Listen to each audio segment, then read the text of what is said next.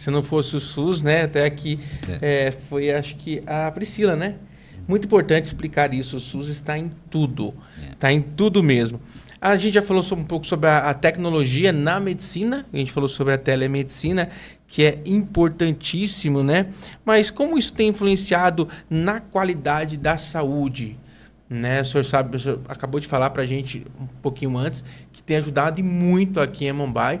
E a nível Brasil, não sei se o senhor deve ter o conhecimento, se tem ajudado muito em outros lugares também. Tem ajudado muito em outros lugares, com certeza, principalmente em cidades do interior, né, que tem mais difícil acesso, mas assim, as pessoas pensam, eu morei em São Paulo quase 3 anos, quando fui fazer a especialização em dermatologia, e lá não é diferente, das pessoas dizem, uma cidade grande é tudo mais fácil, tem coisas que são mais difíceis. Às vezes uma tomografia se consegue muito mais fácil aqui, em Mumbai, por exemplo, né, para o paciente fazer, do que em São Paulo. Então, assim, é algo que não... Apesar do grande centro ter mais recursos, é óbvio, né? Leitos de UTI, por exemplo, que não é algo fácil de ter. As pessoas falam que tem que ter uma UTI. UTI não é algo tão fácil de se conseguir, né? Porque demanda uma série de processos, né? De pessoas. Então, é algo que pode acontecer, claro que sim, mas não é algo que... não tem, por que não tem? Não tem porque realmente assim, é uma estrutura bem mais complexa. Mas para as cidades do país inteiro, eu acho que o telemedicina, o telesaúde ajuda, entende? Principalmente, agora imagina, a gente mora aqui, né? Tipo, tá a 130 km do Dourados, 350 de Campo Grande, né? E 360 de Cascavel, que é a nossa referência oncológica, né? Exato. E só que agora imagina numa cidade, uma população ribeirinha do lado do Amazonas, né? Eu tenho uma tia minha que é dentista, ela trabalhou nas regiões, eram 4 dias de barco subindo de Manaus, subindo o Rio Amazonas. Ela trabalhou em Juruá, Uarini, e ela trabalhou em Tefé. Tefé era a cidadezinha melhor que ela trabalhou, né? Lá e ela falava, tipo assim, as pessoas precisam de helicóptero, às vezes, que é uma coisa rara, e iam de barco, às vezes, para Manaus, então, para uma cidade maior, como Tefé, por exemplo. Mas imagina isso para essas localidades, o que é o telemedicina? Né? É tudo, né? É tudo. Eles não conseguem ter, então tem um especialista do outro lado que dá todas as informações necessárias. Exato. E quais hoje são as principais mudanças que a saúde a nível Brasil mesmo, a nível nacional, prevê e deve ter como direção? Então, eu acho que esse aprimoramento, né, do SUS, que querendo ou não, é algo que a gente luta, né? O próprio Ministério da Saúde corre atrás, por exemplo, agora com essa questão das vacinas, mas a oferta, né, de mais exames, e a gente não esquecer nunca que assim, hoje a gente fala em atenção primária à saúde, né, que é a promoção da saúde, a prevenção da saúde. Eu acho que o caminho é mais por aí, né?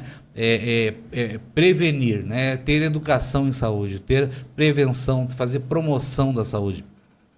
E isso é feito pela atenção básica, né? Então, assim, a atenção primária à saúde, que a gente chama de APS, né? Então, se uma atenção primária funciona no município, diminui o número de internações, que a gente chama de internações de doenças crônicas não transmissíveis, que é pressão alta, diabetes, obesidade, hiperlipidemia, que é colesterol alto e triglicéridos. Então, assim, são várias doenças que são crônicas não transmissíveis, que acabam levando pacientes a óbito, a internações com um custo alto, que poderia ter sido controlado na atenção primária à saúde. Então, eu acho que os avanços maiores são esses, focar mais, investir mais em prevenção. Muito bem, o pessoal do chat está aqui, está animado. Muito obrigado pela sua participação aí. Aproveita e pega, você que está aí, chegou agora aqui na nossa live, chegou no nosso chat agora, já se inscreve no canal, tá? Você que não é inscrito ainda, dá essa moral para a gente fazer o nosso canal crescer cada vez mais. Informações como essa aqui, o doutor Alessandro está trazendo para nós. Outras informações podem ser dadas também e você pode contribuir com isso. Então, se inscreve no nosso canal, mande também o link dessa live para os grupos aí, para os seus grupos de família. Você que a Agente de Saúde está assistindo agora, manda lá para o seu grupo lá da sua vila, fala, assiste aí, o doutor está falando lá. É algo muito importante. Por exemplo, tenho aqui o testemunho da Eliane. Ela falou assim, minha mãe teve AVC, foi atendido pelo neurologista pela telemedicina e foi ótimo. Então, ali, mais alguém falando aí que a telemedicina realmente dá certo, né? Vamos lá, vamos falar um pouquinho da Copersa para você. Assim como na área da saúde, todo cuidado é necessário para a saúde do animal e também da produção para sua lavoura. E contar com o parceiro certo e assistência técnica ideal faz parte da rotina do produtor rural. Nada melhor do que contar com uma cooperativa séria e local. Eu estou falando da Copersa, a única cooperativa genuinamente amambaiense. O senhor sabia disso aí, doutor? Sabia. Que ela era aqui de Amambai, nascida em Amambai, feita para os produtores de Amambai, com pessoas que conhecem o dia a dia, o sol a sol dos nossos produtores. Então tá aí a Copersa. Você, produtor rural, precisa? É só entrar em contato com a Copersa e com certeza você vai ser muito, mas muito bem atendido com tudo que a Copersa pode entregar aí para a sua lavoura, para o seu gado e muito mais. Vamos agora falar de Novembro Azul, sobre as campanhas, aí não só de Novembro Azul, né, doutor? As campanhas que nós temos aí durante o ano da saúde da nossa cidade. Nós estamos aí, como todo mundo sabe, no Novembro Azul, que é a conscientização ao câncer de próstata, né? E nós queremos saber qual a maior lição que devemos tirar dessa campanha e outras também, que porventura tem todo ano e que terão também no ano que vem aqui na nossa cidade. Sim, a gente fala o Novembro Azul, né? É um mês de prevenção ao câncer de próstata, mas a gente fala muito também de prevenção à saúde do, né, a promoção da saúde do homem, né? Isso é o ano inteiro, deveria ser, né? Mas novembro a gente percebe assim, aumenta muito o número de requisições de exame de próstata, o PSA, né? Que é um dos exames que pode ser feito.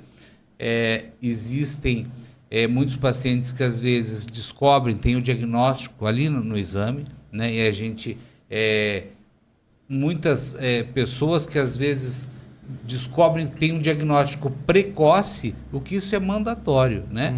Quanto mais precoce for o diagnóstico, mais fácil o tratamento, né? Mais chances de cura essa pessoa vai ter. Então, nós tivemos várias ações esse mês, inclusive nós tivemos as parcerias com algumas empresas, né? Então, algumas empresas chamaram a Secretaria de Saúde para dar palestra para os seus funcionários. Legal, que bacana. Então, assim, a gente teve essa parceria, teve ações nas unidades de saúde, atendimento noturno para esses homens que, principalmente aqueles que não trabalham de dia, não conseguem, né, consultar. Então, isso foi realmente assim, algo que mobiliza, né? Mobiliza toda uma estrutura de saúde, né? Mobiliza as equipes de saúde da família, mobiliza a própria Secretaria de Saúde. Hoje nós temos também aqui, que é uma inovação no município, que é a Coordenadoria da Saúde do Homem. Que bacana. Né? Nós temos um enfermeiro que é responsável pela saúde do homem, que é o Yuri, e ele está fazendo um trabalho assim muito bom, muito bem feito. Esse mês foi várias ações, essas ações que foram feitas, e tiveram ações na praça também, no semáforo ali, com panfletagem e medidas de pressão, de glicemia. Isso a gente tem feito durante o ano.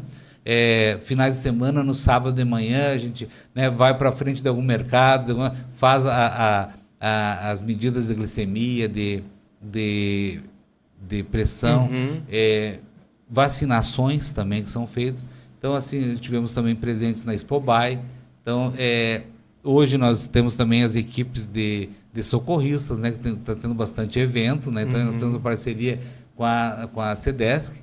Então, assim, a gente tem que estar inovando, né? Então, são coisas que realmente precisa. E a gente percebe que o Novembro Azul, ele sensibiliza mais o homem, né? Porque as mulheres, elas procuram mais naturalmente, né? O médico, elas procuram para fazer exames, para fazer o exame preventivo, uma mamografia na época que precisa, né? Na época que hoje já são 40 anos. E, então, a mulher, ela se cuida. Eu costumo dizer assim, o homem é relaxado com a sua própria saúde. Exatamente. Né? Então, assim, o homem, ele tem já uma certa resistência, né? Daquela coisa, o chefe da família. Mas o chefe da família, daqui a pouco tem um AVC, né? E aí, quem vai cuidar? Exato. Então, né, ele vai deixar de ser o chefe da família, como você diz. Então, na verdade, é importante se prevenir, é importante...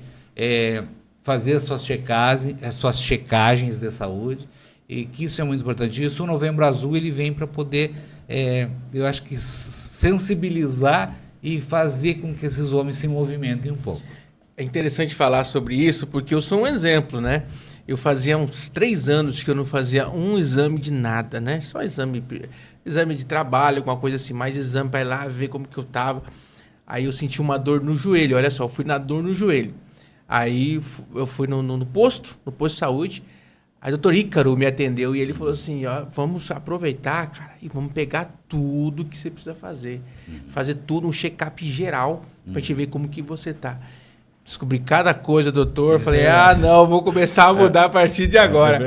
Eu vou começar a me cuidar, vou começar... principalmente a minha alimentação. Mudança de hábitos. Exato. Né? E isso fez com que eu pensasse, eu tenho 2 filhos, um de 11 e um de 7 anos. Né? Um de 7, inclusive, é autista. Aí eu comecei a pensar neles, falei assim, puxa vida, eu preciso me cuidar para cuidar dos meus filhos. Exatamente. Daqui a pouquinho, como você falou, o chefe da casa não vai ser mais chefe da casa. Fica de cama de AVC para ver. Eu tive na minha família também, meu avô, que ficou 2 anos, teve um AVC e ficou 2 anos acamado e pronto, a família parou. Em volta dele, não tinha mais o que fazer, então cuidava sempre dele. Mas falando sobre o Novembro Azul, a gente fala, como o senhor falou, a conscientização da saúde do homem, mas tem também, especialmente, a questão do câncer da próstata, né?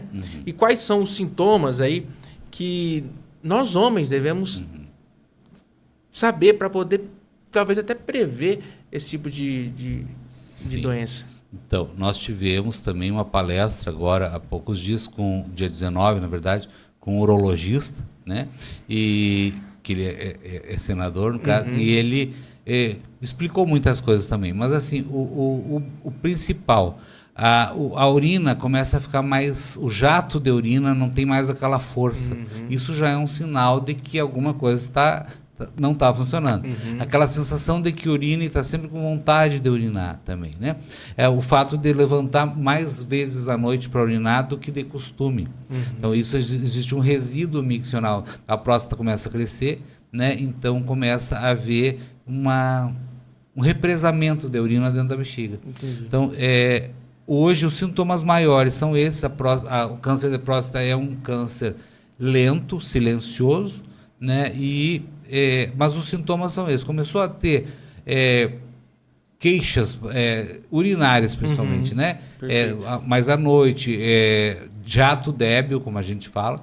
Então, são sinais de que realmente é necessário fazer uma investigação. Não só sempre o câncer de próstata, né? A maioria dos homens tem hiperplasia benigna de próstata com o passar da idade. A próstata vai crescendo naturalmente.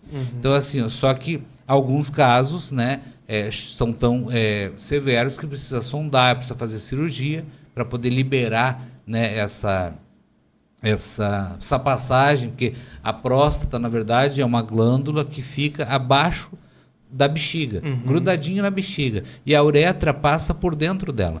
Então, à medida que ela vai crescendo, ela vai pressionando a uretra. Então, ela vai fazendo com que essa urina ela saia com mais dificuldade. Então, isso seria. E em alguns casos, começa a desenvolver nódulos, tumores mesmo, que é o câncer de próstata.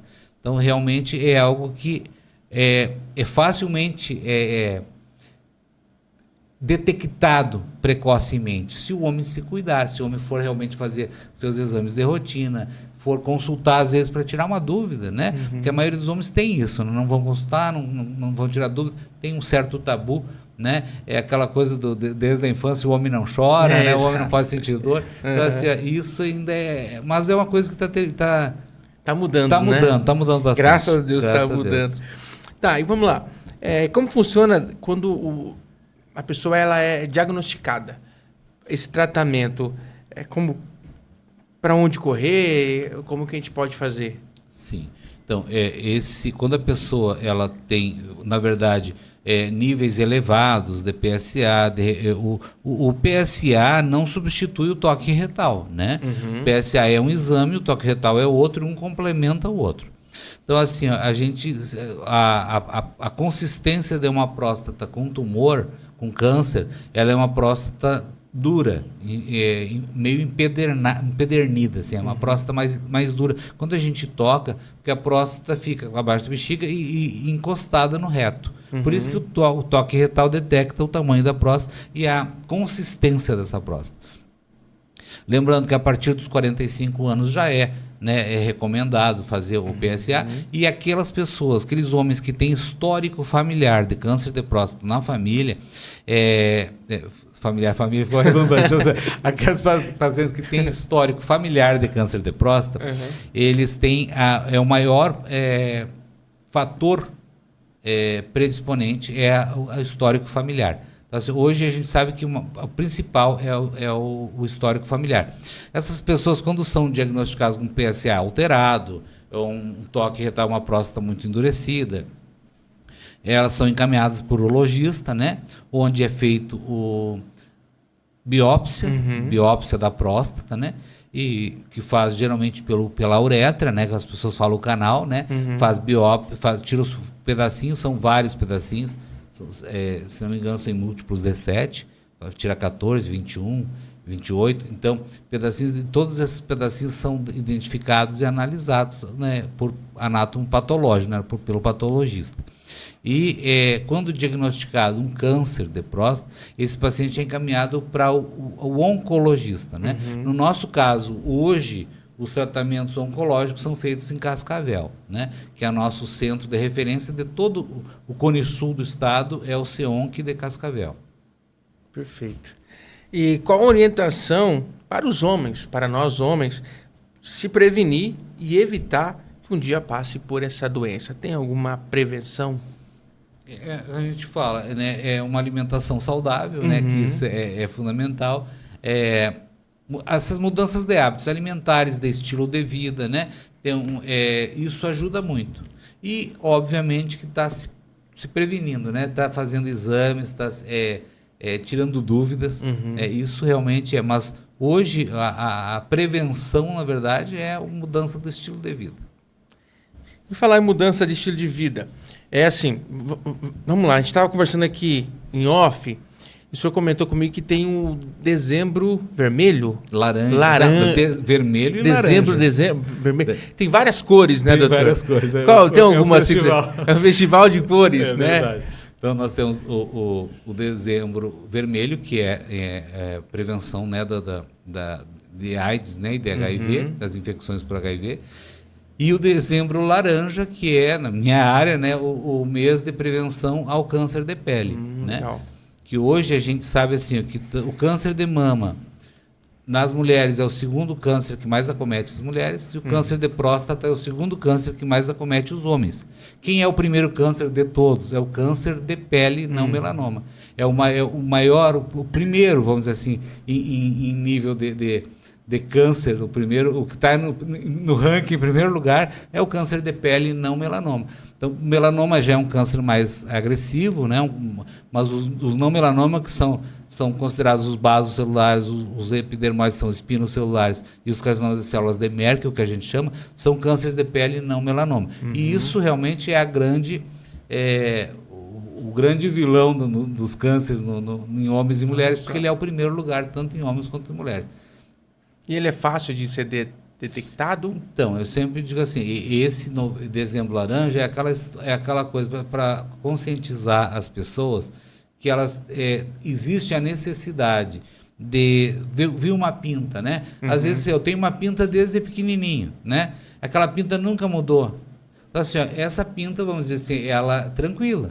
Geralmente é um nevo, a gente chama de névoa melanocística, mas uma pinta. E mudou de característica, começou a crescer, começou a pinicar, arder. São fatores que a gente diz que está mudando de comportamento. Então já é necessário avaliar. Lesões diferentes. A gente sempre diz assim, ó, um patinho diferente no meio dos ossos, um patinho feio no meio dos ossos. Existem pessoas que têm, uma síndrome dos 100 névoas, quer dizer, tem pessoas que têm mais de 100 pintas no corpo.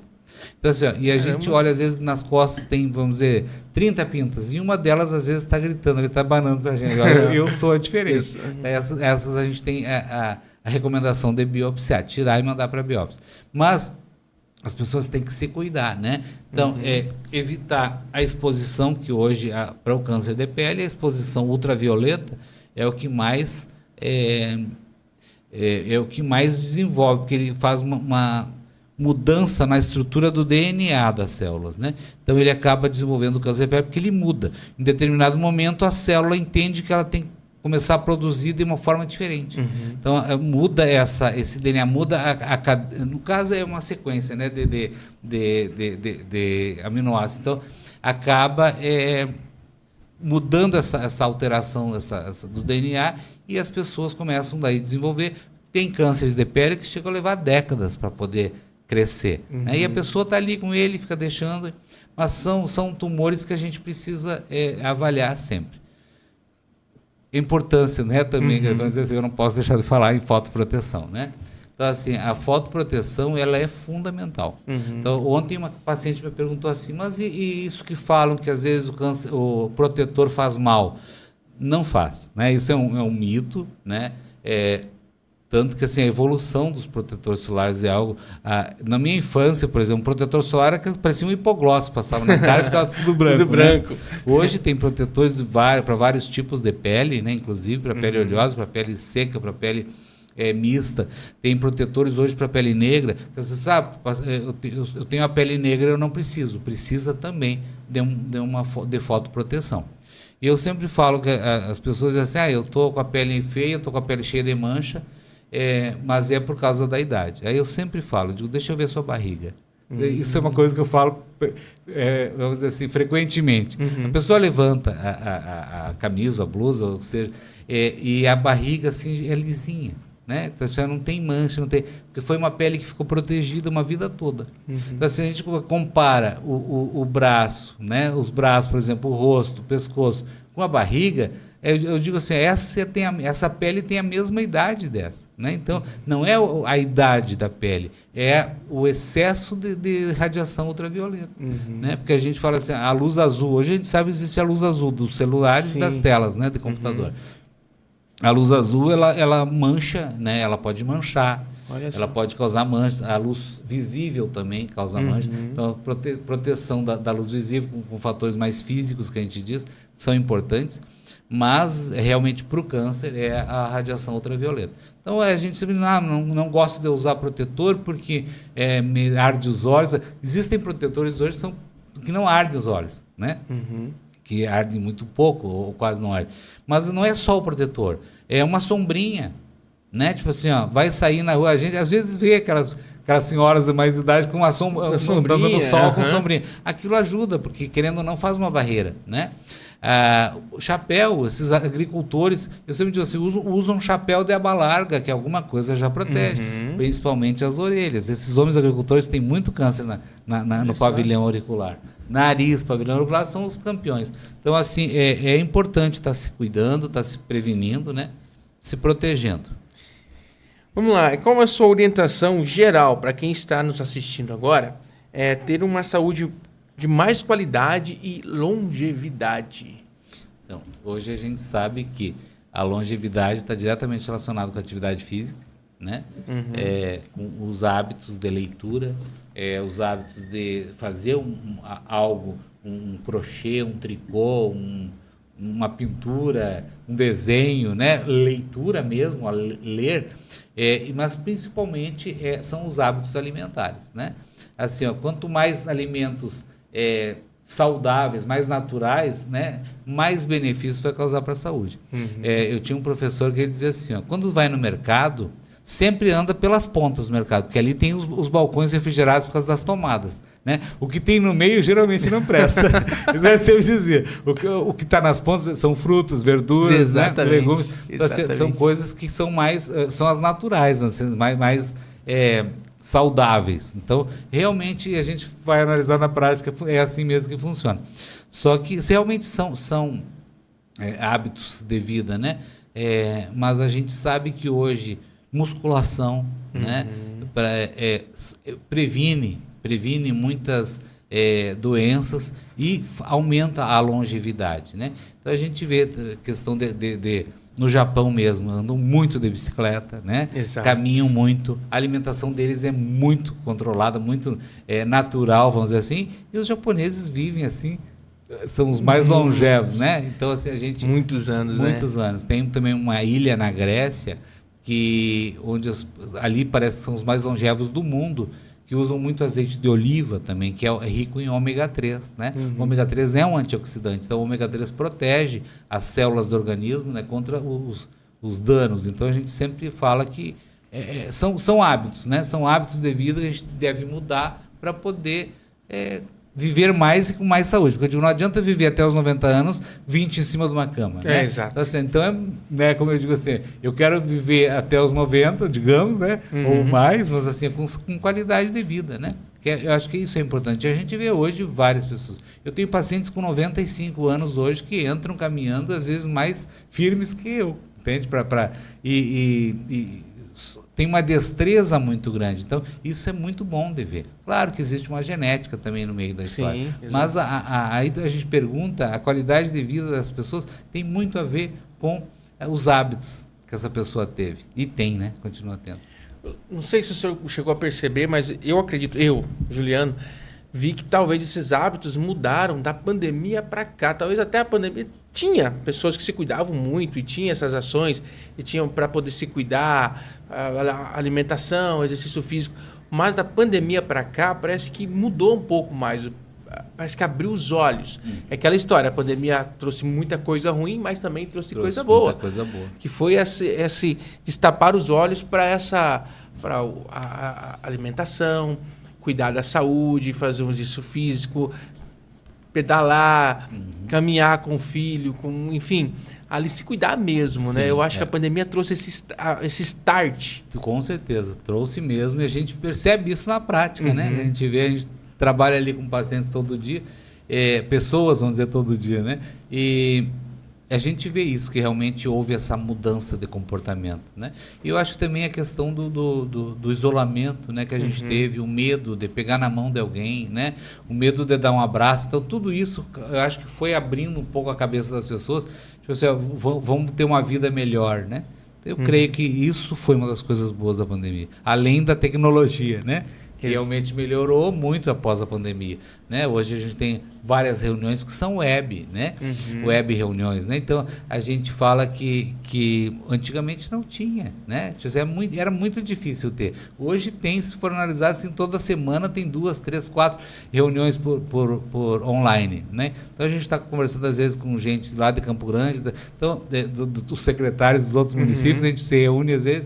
Então assim, e é importante, né? Isso foi algo bom que a pandemia trouxe, né? Além dessa mudança de estilo de vida de muitas pessoas. Muito bem, só não muda de estilo de vida quem não quer, né? Essa alimentação. Porque você tem hoje em dia muita gente, personal trainer, médicos, nutricionistas, que indicam, usam mesmo até as redes sociais, que depois também foi um boom. Né? Depois da pandemia também teve esse boom das redes sociais e ensinam a ter uma boa alimentação, ensinam como você ter uma vida melhor. Né? E volto a falar, eu tenho 2 filhos, eu acredito que eu não quero chegar nos meus 60 anos, na minha terceira idade, né? Na minha melhor idade, os meus filhos talvez tá ali, meu pai tá ali, não consegue caminhar, não consegue fazer isso. Eu quero também, como doutor, chegar nos 90, até um pouco mais, mas bem. Né? Não com qualidade de vida. Com qualidade de vida. Temos que começar agora, porque depois... Exato, para não correr atrás depois. Correr atrás depois fica complicado. Pessoal, olha só. Vá mandando a sua pergunta aí, o seu comentário. Tem muita gente comentando. A Luísa comentou também, muito importante essas parcerias para a proteção da saúde do homem e da população em geral, como também as ações de educação na saúde do homem e da mulher. Né? Também tem aqui a Priscila, que falou: a expectativa do Brasil aumentou, segundo dados do IBGE da saúde. Né? Não sei se eu poderia falar um pouquinho sobre isso. É interessante esse dado que ela colocou aqui.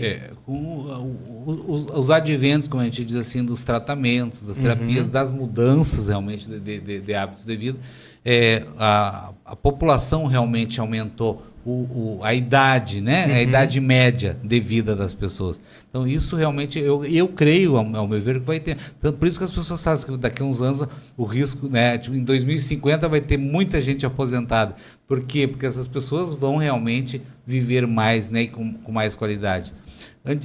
A gente pensa assim, ó. Antes do evento dos antibióticos, dos anti-inflamatórios, né? Vamos botar lá no século XIX, final do século XIX, início do século XX, aqueles poetas que morriam cedo de tuberculose, passavam muitas noites em claro, né? Boêmios também. Então, não existia isso. Então, pessoas que morriam cedo. A gente via na história antiga, né? Os romanos, né? Que a gente fala, eram homens e mulheres que morriam muito cedo. Eles morriam, tanto que quem ficava velho com a cabeça branca eram os anciãos, né? Então, assim, eram pessoas respeitadas, né? Exato. Então, assim, porque realmente não eram muitos. Então, hoje a gente sabe que evoluiu e está evoluindo muito, muito mais. Hoje a gente tem terapias para câncer que a gente fala em questões imunológicas, imunoterapia, né? Então, funciona muito, melhora muito. Existem, por exemplo, para psoríase, né? Antigamente se usava, tinha era reduzido e restrito. Hoje a gente tem medicações imunobiológicas, que a gente chama, que fazem uma supressão do organismo e fazem com que as pessoas tenham uma vida normal, sem lesões. Então, realmente é muito bom. Então, é algo que eu acho que só tem a evoluir. Falando nas parcerias que ela falou, não foi só no Novembro Azul, né? Foi no Outubro Rosa também. Nós tivemos parcerias com as empresas. Então, isso foi muito bom. O nosso objetivo, vamos dizer, enquanto Secretaria de Saúde, é trazer, vamos dizer assim, a sociedade, né? Em busca da saúde e a saúde indo em busca da sociedade. Muito bom. E a gente fala também, nós temos hoje uma parceria muito grande também com a saúde indígena, né? Então, assim, hoje mesmo de manhã nós tivemos uma reunião com o pessoal da CESAI, então, para discutir estratégias, na verdade, né? Então, eu acho que isso é fundamental. Planejar, né? Planejar a saúde para poder não correr atrás depois do prejuízo. Exatamente, é muito, mas muito importante. Doutor, a gente tem aqui um quadro chamado bate-bola, um ping-pong. Eu vou falar uma palavra ou uma frase, o senhor me responde com uma palavra também, uma frase curta, para a gente poder dar uma dinamizada, tá? Vamos lá. Para o senhor, saúde é? Qualidade de vida. Qualidade de vida. Prevenção é? O autocuidado. Autocuidado. Um hábito saudável. Praticar esportes. Praticar esportes. Ler. Na mente, né? Ser secretário de saúde é? É um desafio. Desafio. A gente mata uns 2 ou 3 leões por dia, né? Porque a gente, como eu digo assim, a saúde não é algo dinâmico, né? Não é como, por exemplo, uma empresa que eu posso fechar a porta na sexta-noite e abrir na segunda e terminar de resolver. A saúde não existe isso, né? É 24 horas, É 24 horas. Então, assim, é realmente um desafio e a gente lida com muitas pessoas, né? Então, nós temos um volume enorme de gente que precisa de transporte, que precisa de encaminhamentos, que precisa ser atendido na secretaria, que precisa de medicamentos, precisa de assistente social para poder ajudar, né, a ter uma vida mais digna, né? Então, eu acho que isso não era uma palavra só. Não, fica à vontade. É muito bom ouvir quem entende do assunto, né? Falar. Vamos lá. A saúde pública de Amambai será? Será um exemplo. Um exemplo. A gente busca hoje, a gente caminha para realmente fazer o melhor, né? E é o nosso objetivo, é melhorar cada vez mais, é planejar, né? Planejar o futuro, planejar as ações de saúde e melhorar muito a atenção primária à saúde, a atenção básica, né?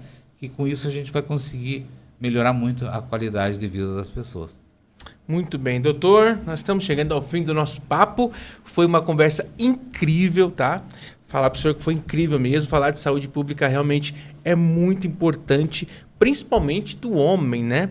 Que com certeza depois desse bate-papo que os homens estão assistindo aí, que vão assistir depois, vão querer mudar. Inclusive eu, né? Já amanhã vou mudar, eu vou repensar muita coisa. Eu queria falar com o senhor queria deixar alguma mensagem.